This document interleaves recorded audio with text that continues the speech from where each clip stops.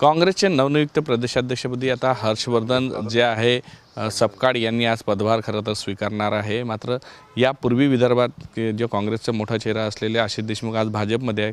कशा पद्धतीने ते काँग्रेसच्या या चेहऱ्याकडे पाहतात काय सांग? बघा, मी काँग्रेस सोडून BJP प्रवेश करत असताना जाहीररित्या म्हणालो होतो की सावनेरातली दादागिरी संपविल, काटोलातली काकागिरी संपविल आणि विदर्भातली किंवा काँग्रेसमधली नानागिरी त्या निमित्ताने संपविल। आज नवीन काँग्रेसला प्रदेशाध्यक्ष मिळत आहेत, पदग्रहण त्यांचा होत आहे आणि नानागिरी ही खऱ्या अर्थाने संपुष्टात आता महाराष्ट्रामध्ये आलेली आपल्याला पाहायला मिळते आहे। जी दयनीय परिस्थिती त्यांच्या नेतृत्वामध्ये काँग्रेसची झाली आहे त्याबद्दल मी जास्ती बोलावं हे उचित नाही, पण एका काळी महाराष्ट्रामध्ये सर्वात चांगला मोठा पक्ष हा काँग्रेस पक्ष होता आणि यांच्या नेतृत्वामध्ये अतिशय डबघाईला आलेला आपण पक्ष आज पाहतो आहे। तुमचा असा आरोप आहे की नाना पटोलेमुळेच आज ही परिस्थिती पक्षाला महाराष्ट्रात नाही, जी परिस्थिती आज आहे, जेवढे आमदार आज काँग्रेसचे निवडून आले आहे हे मागच्या 70-80 वर्षामध्ये एवढी कमी संख्या कधीही काँग्रेसने किंवा महाराष्ट्राने पाहिले नाही। आणि ज्या ज्या राज्यांमध्ये काँग्रेस 3ऱ्या-4थ्या नंबरचा पक्ष झाला आहे तिथे परत एकदा तो पुनर्जीवित झालेला कधीही आपण पाहिला नाही। आणि म्हणून नवीन प्रदेशाध्यक्ष आहे, तरुण आहे, होतकरू आहे, आमचे चांगले संबंध त्यांच्याशी आहे, ते जरी प्रामाणिक प्रयत्न करतील पण पराजित अवस्थेमध्ये असलेले काँग्रेसचे नेते आणि कार्यकर्ते हे परत काँग्रेसला उभारी देऊ शकतील अशी मुळी शक्यता नाही आहे।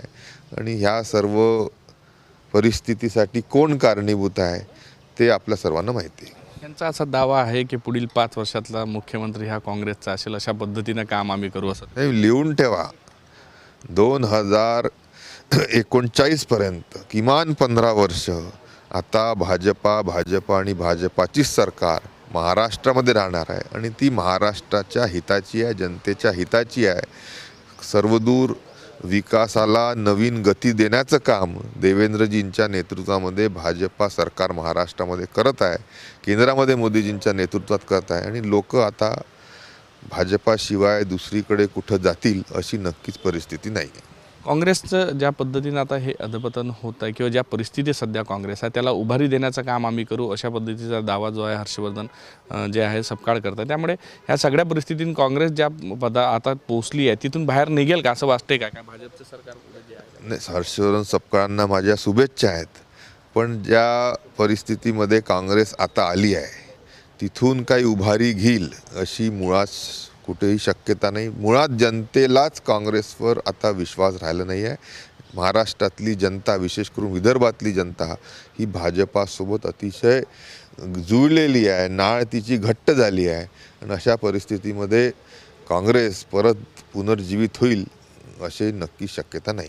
विदर्भातूनच खरं तर हे प्रदेशाध्यक्षपद देण्यात आलं नाही, बाकीच्या राज्यामध्ये काँग्रेस उरलीच नाही आहे ना, आणि म्हणून कोणी चंद्रपूरच्या नेत्याला गटनेता बनवायचं, विदर्भातल्याच बुलढाण्यातल्या सपकाळांना प्रदेशाध्यक्ष बनवायचं, महिला काँग्रेसचं अध्यक्ष देखील यवतमाळमध्ये आहे, यूथ काँग्रेसचं अध्यक्षपद देखील नागपूर शहरामध्ये आहे। ह्या 7-8 जिल्ह्याच्या पलीकडे काँग्रेस उरलीच नसल्यामुळे तिथून त्यांना लोक देखील नेतृत्व करण्यासाठी मिळणार नाही आहेत। नक्कीच हे होते भाजपचे नेते आशिष देशमुख। त्यांनी सांगितलं काँग्रेस विदर्भाच्या बाहेर आता उरलेली नाही, त्यामुळे लोक मिळत नसल्यामुळेच ते अशा पद्धतीने विदर्भातून नियुक्त्या करत असल्याचा आरोप सुद्धा त्यांनी केला आहे। व्हिडिओ जर्नलिस्ट सौरभ बोलेसह पराग डोबळे, साम TV न्यूज, नागपूर। देश विदेशातील प्रत्येक घडामोडींचे लाईव्ह अपडेट मिळवण्यासाठी आता साम टीव्हीच्या सर्व सोशल मीडिया प्लॅटफॉर्मला लाईक, फॉलो आणि सबस्क्राईब करा। तसंच सर्व नोटिफिकेशनसाठी बेल आयकॉन प्रेस करायला विसरू नका।